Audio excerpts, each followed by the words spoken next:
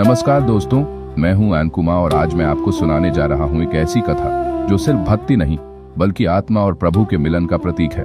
आज हम चलेंगे उस समय में जहां एक स्त्री ने समाज, रिश्तों और संसार की सारी सीमाएं तोड़ दी सिर्फ अपने कृष्ण के लिए। ये है मीरा का प्रेम प्याला, एक अमर कहानी।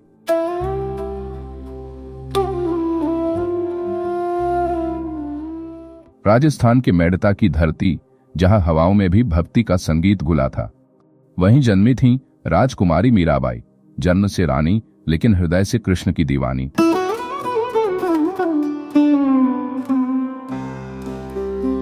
जब मीरा सिर्फ 4 साल की थीं, तब उन्होंने पहली बार अपने चाचा जी की बारात में एक छोटी सी मूर्ति देखी, श्याम सुंदर की मूर्ति।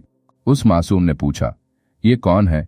किसी ने कहा, ये तुम्हारे पति हैं। बस उसी क्षण मीरा का जीवन कृष्ण को अर्पित हो गया। बचपन से लेकर युवावस्था तक मीरा का हर दिन कृष्ण के नाम से शुरू और समाप्त होता। महलों में सोने चांदी के गहने, रेशमी वस्त्र और राजसी ठाट बाट थे, लेकिन मीरा का मन तो बस अपने घनश्याम में रमा था। राजमहल के कोनों में मीरा बांसुरी की धुन पर झूमती, भजन गाती। पायो जी मैंने राम रतन धन पायो। उनकी आंखों में सिर्फ एक ही छवि थी, कान्हा की।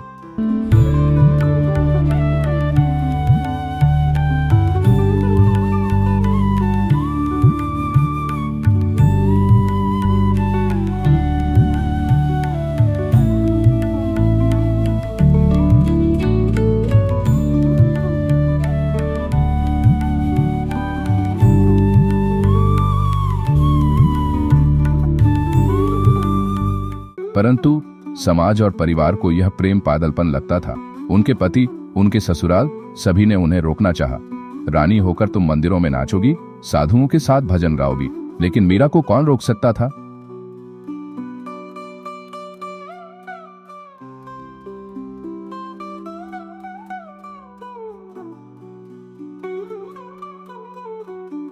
मीर तो गिरधर के संग और किसी से ना लागे अंग।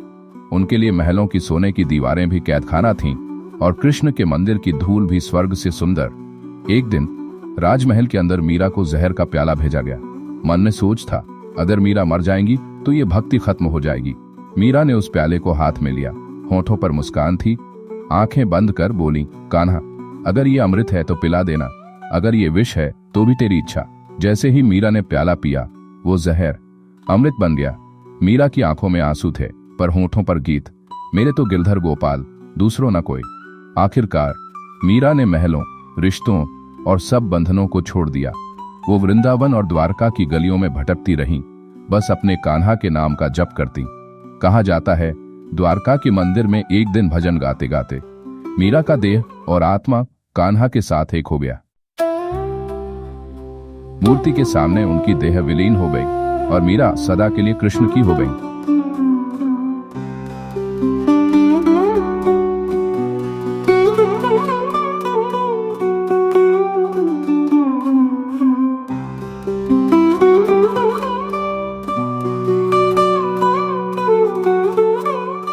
दोस्तों, मीरा की यह कहानी हमें सिखाती है, सच्चा प्रेम वो है जो बिना शर्त हो, बिना डर हो और सिर्फ समर्पण हो। जब भक्ति में प्रेम होता है तो विष भी अमृत बन जाता है। क्या आज के समय में हम मीरा की तरह अपने ईश्वर से इतना प्रेम कर सकते हैं? सोचिएगा। जय श्री कृष्ण।